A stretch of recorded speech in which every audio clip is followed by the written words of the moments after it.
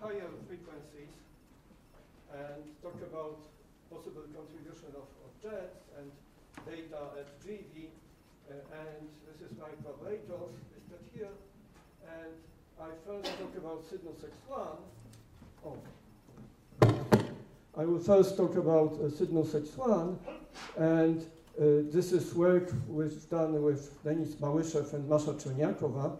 And we look at Fermi data during both hard and soft state, and we separated the data into those two states. Here on this plot, we average, we normalize the spectra to average in the hard state.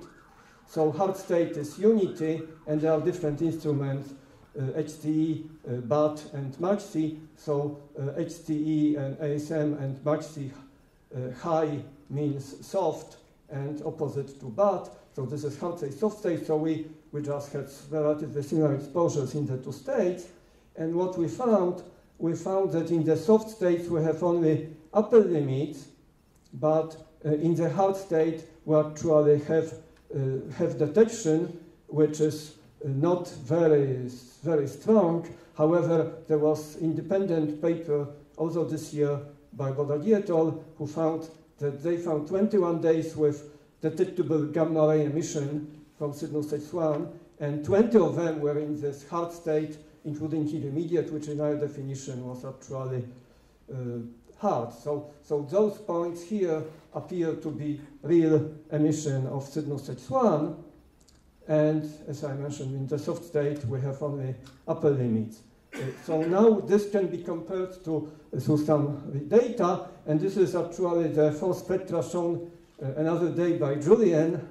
This is model this is integral data sorted by hardness and fitted by the hybrid quantization model with magnetic field of Malzak and Belmont, and this is paper by Del Santo. And when you can see that basically all the hard state models are way above our upper limits. So this is an important constraint on future work. We can actually constrain better models by using upper limits. And the model is purely non-thermal, which is one issue. Now this, in fact, in a hot accretion flow, if you have protons get viral, and then they would heat electrons by Coulomb. So there should be some heating, but also the problem is maybe also with calibration at high energies. And then another comparison with the same upper limits is with models with, this is one model by, there are no references, one model by Potanen and Volment, the other by McConnell et al. And then the two models differ for the soft state, differ by the assumed compactness, which relate to the size of the source. And you can see that model which assumed the size of the coronal region in the soft state of 200 gravitational radii is way above the data, and the one which assumes 20 is within the data, and the reason for this difference is gamma-gamma absorption on disk photons. But in general, we see that then the hard state detection is unlikely to be explained by accretion flow, so we need contribution from jets, and then we can ask, question, what are contributions of jets to broadband spectra in general? And then, of course, in radio we do see resolved radio emission, so we see jets, and then in gamma rays this is unlikely to be accretion, so this is most likely Compton scattering of either synchrotron on photons or stellar black body. And then if we connect the two, we should have some contribution in intermediate wavelengths. And we do have two kinds of jets. We have steady compact jets in hard states, and this is an example of Sidnus X1, and this is with ballistic ejections in the very high state, in the transitional states, which are in general soft, and this is an example of GRS 1915. So we now in this, for Sinus X1, we deal now with jet models for the hard state, and we see this is an extended jet extending from the black hole to something like 10 to 15 centimeter. So our model is sketched here. We have a jet model in which we have a black hole, then we have some region of jet formation, and then some region in which dissipation and acceleration starts. So basically we model this part. This is not to scale. This is a very extended region until the end of dissipation, up to from some number of gravitational radii up to 10 to 15, and then dissipation stops, and then it's the end of the jet. And we do need a continuous jet to explain the radio spectrum with the index of 0 in Sinus X1. This is this model. The original model was by Bradford-Koeniger, and this dissipation, in the model of Bradford-Koeniger, there was no extended dissipation, but they just simply assumed that the electrons keep the same distribution as they move around the jet, which is impossible because of due to losses, and then losses have to be compensated, and then this can happen actually in some models. For example, in the model by Julien Malzac, in which he has colliding shells ejected from the base of the jet, and then they collision at different heights give dissipation extended, and then we also assume conserved magnetic field.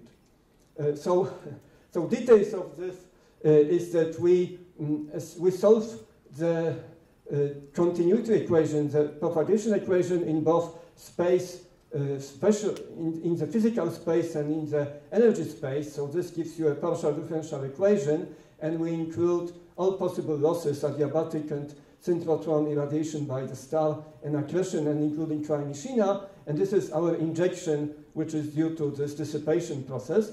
Then we solve radiative transfer equation at any height, and then this gives us both self-absorbed and optic-within synchrotron and Compton, and then if we know the turnover, we can relate the magnetic field at the base of the jet, turnover means that optic-within spectra move to optic-within to the height of the acceleration region, and then another very important constraint in the Compton scattering, which predicts GeV emission, and if you have limits on GeV, we can constrain magnetic field or determine them if we have data.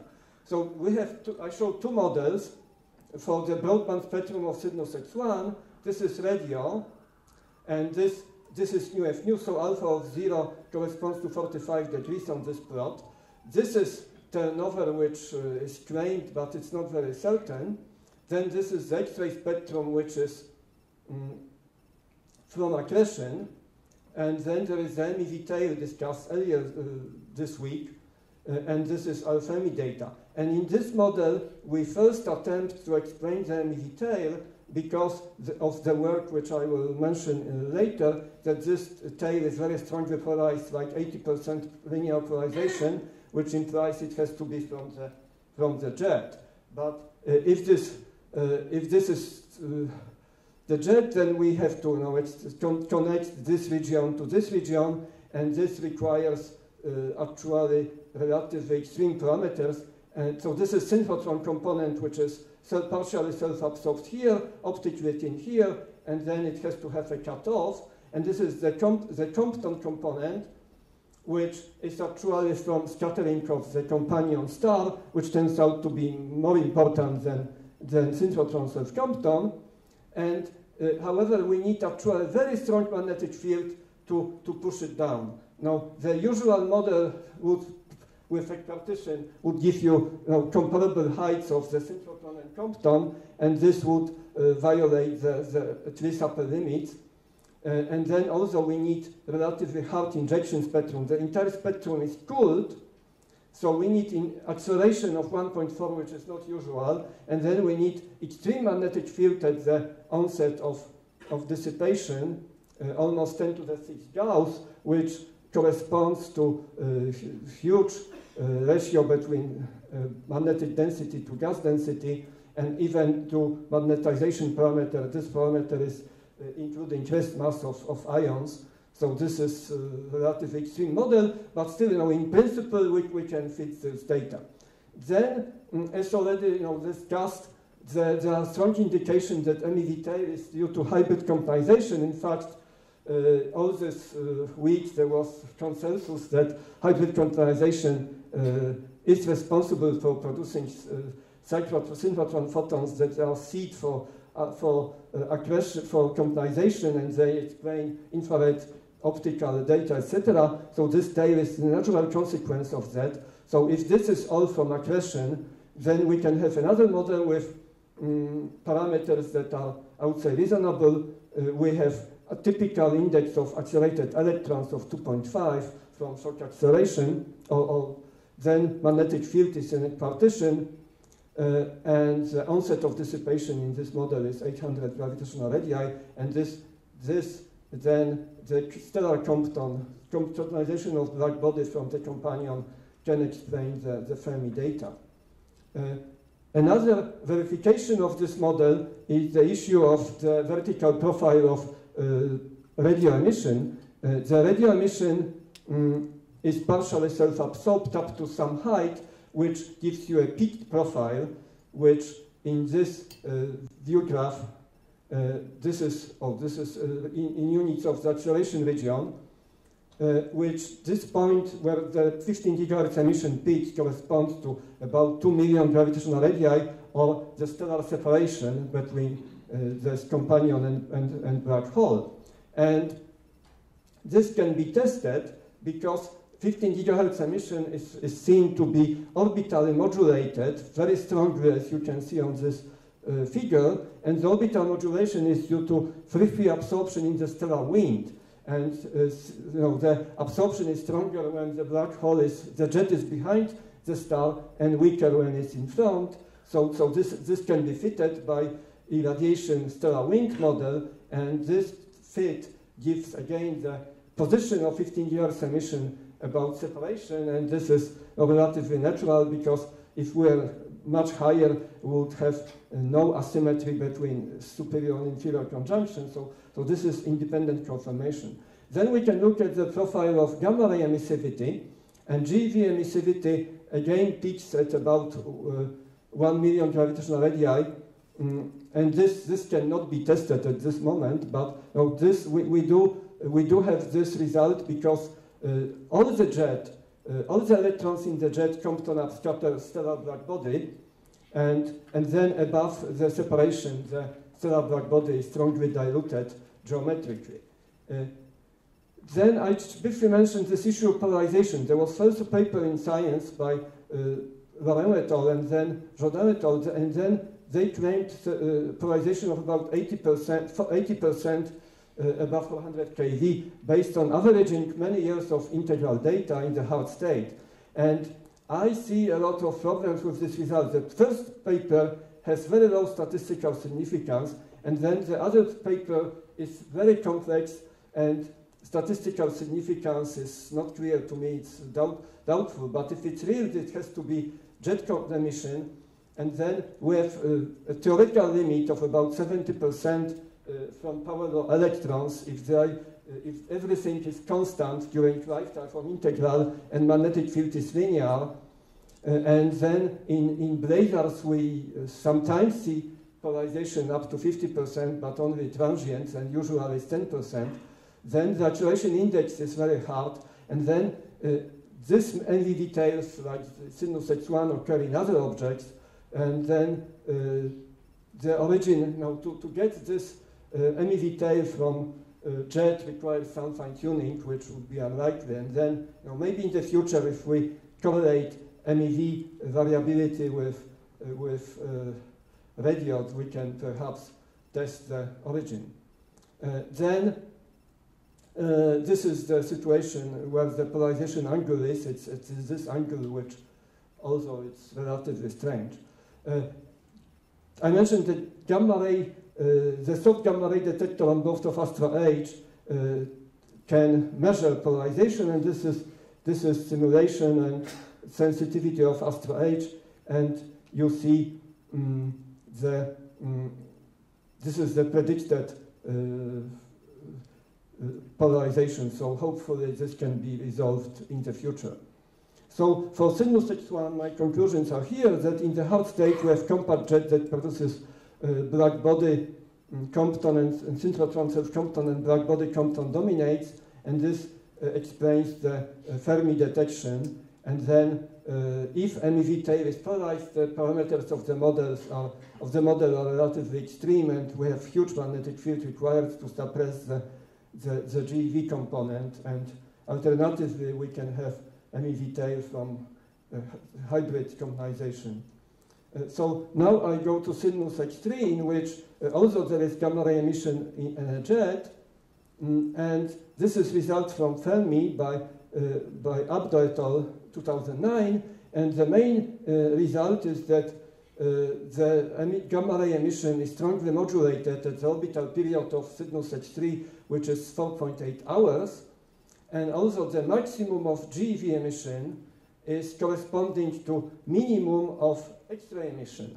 And the X-ray emission is also modulated, but the reason for this modulation is wind absorption. It's the same as I mentioned before for sinus X1. The superior conjunction is here, so then there is the maximum optical depth through the wind at superior conjunction. However, this corresponds to maximum of GeV, which is at first difficult to understand, but a model to do it is to take into account the physics of Compton scattering. Is very simple physics. The jet relativist, this emission of that we see by Fermi is then due to Compton upscattering of stellar photons from the companion, a Wolf-Rayet star. And then we have one point is that the probability of scattering is highest for head-on collision, and which is obvious 1 minus beta omega factor. So then most of the emission goes actually back to the star. And then relativistic electrons emit along the direction. So this causes maximum of emission to be towards the star. So then the maximum is when the jet is behind the star, which is superior conjunction, which does explain this. So then, using this, we can actually fit the region where this gamma ray emission takes place, and this turns out to be about 1 million gravitational radii, or again, a stellar separation. And then we can do spectral models for this, and then here we have a one-zone accelerated decelerating jet model. We put the dissipation region at about 10 to the 12 centimeter as determined for beta modulation, and then we calculate the initial bulk motion Lorentz factor which is determined by the total power in gamma ray emission, and then it's reduced to 1.2, which is the Lorentz factor inferred from radio data. And then this gives us kinetic power of this jet before deceleration of 10 to 38 ergs per second. And this is the spectral model that we have. This is again the broadband data from sinus X3, and this is the Fermi data. Seen here, there is a steep power law. This is simultaneous monitoring by ASM and BAT, which is shown here. So this is X-ray from accretion, and this is some photons infrared, and then simultaneous radio measurement. And then we can find that we need first a relatively steep spectrum, which corresponds to acceleration index of 2.5, but then we also need a minimum Lorentz factor of acceleration, which is about 1,000. And this 1,000 is actually in agreement with prediction of modeling particle in cell simulations of shock acceleration. This corresponds to a partition between ions and electrons. Electrons and ions have the same energy in these models before the acceleration, and the same energy corresponds to much higher Lorentz factor, of course, for electrons than for ions. And then we also find magnetic field has to be relatively weak to avoid the presence of synchrotron self-Compton components. So this is our black body Compton. This is SSC and synchrotron predicted at this magnetic field. So we cannot have those components too high.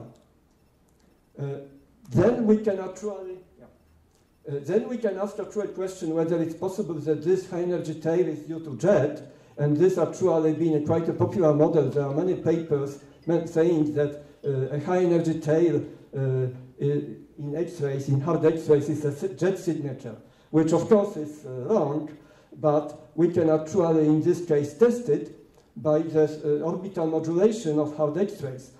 As I mentioned before, the GeV emission is modulated strongly like this, as shown here, and then the line is the prediction of our jet model. We can predict X-ray modulation from the jet model at 100 keV, and then this is what is observed modulation from bad data, and we see that we see complete disagreement. The X-rays still have minimum at superior conjunction, which actually agrees with the origin of the modulation as wind absorption rather than anisotropy of Compton scattering. So to conclude for Cygnus X3, we have a jet which is launched close to the black hole, but then it continues without dissipation up to about 1 million gravitational radii. Then a shock forms or something, some magnetic reconnection perhaps, which accelerate relativistic electrons with a parallel distribution above some minimum Lorentz factor, and then these electrons Compton upscatter stellar emission, forming the observed gamma rays, which also explains the orbital modulation, and the jet kinetic power is, in this model, is similar to X-ray, which actually is quite a common result for jets in black hole binaries. And the mass flow rate of the jet is several % of the mass accretion rate. Thank you.